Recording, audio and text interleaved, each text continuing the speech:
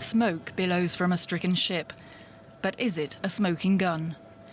The US says Iran was behind attacks on 2 oil tankers in the Gulf of Oman. This assessment is based on intelligence, the weapons used, the level of expertise needed to execute the operation, recent similar Iranian attacks on shipping, and the fact that no proxy group operating in the area has the resources and proficiency to act with such a high degree of sophistication. The US military has released photographs appearing to show damage and a limpet mine on one of the tankers. It also published a video of grainy black and white footage that it says shows evidence of Iran's Revolutionary Guard removing an unexploded limpet. On Thursday, a fire broke out on a Norwegian oil tanker following explosions. Hours later, a second tanker, Japanese-owned, also radioed for help.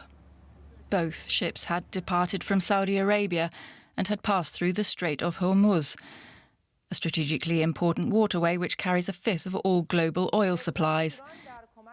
Iran has rejected the US accusations and says its navy came to the aid of one of the ships. Iranian state TV broadcast images of the rescued crew members. Iran's foreign minister said the incidents were suspicious.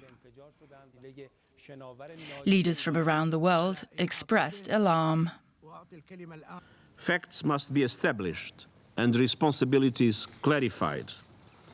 And if there is something the world cannot afford, is a major confrontation in the Gulf region. Russia cautioned against rushing to blame Iran.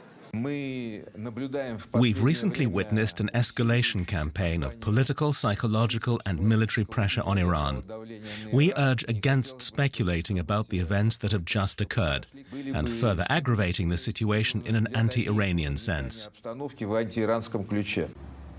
It's just weeks since the US blamed Iran for a series of attacks on 4 other ships in the region, though full details have yet to be released. Iran has also rejected those accusations. Let's get more now. We are joined here in the studio by Guido Steinberg from the German Institute for International and Security Affairs, a think tank here in Berlin. Welcome to the program. Good morning. Guido, tell us, because we see the United States, they're clearly pointing to Iran. Are you convinced? I am convinced, not by the US argumentation yet, but simply by the coincidence. It is an Iranian modus operandi to use limpet mines and to show the United States that they have opportunities to attack the flow of oil in the Persian Gulf and the Strait of Hormuz. But at the same time, they are not attacking directly. I think there are clear signs that the Iranians are responsible. The U.S. Navy fleet is now in the region. We know that this comes against a really intense backdrop of tensions between these two countries, Iran and the United States. Where do you see this heading?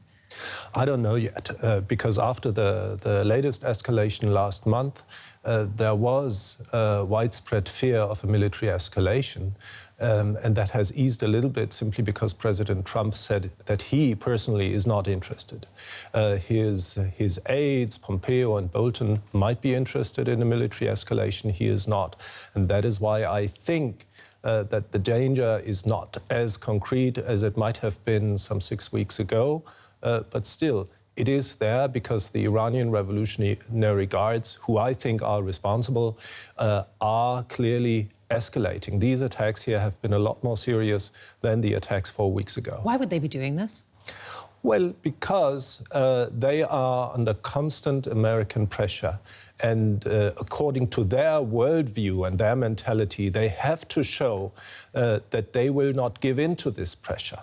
These are the most radical elements of the Iranian military elite, and they have been fighting the Israelis, the Saudis, and other forces in the region for nearly 15 years now.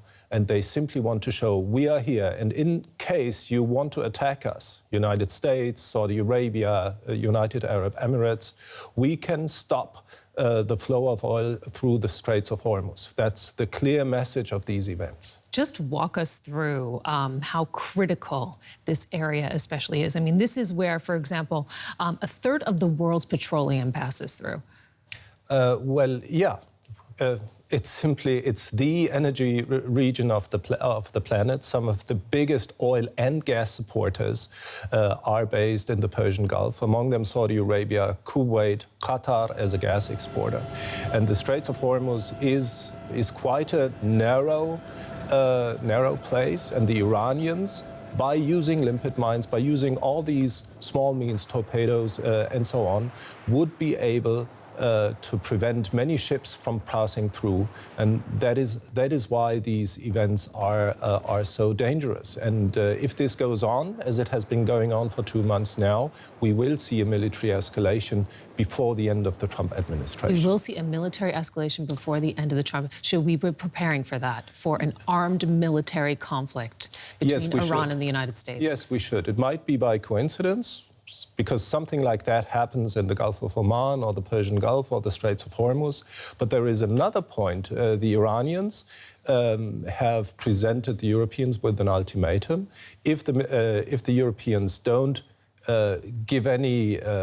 present them opportunities to improve their economic situation, they will restart uranium enrichment after July 7.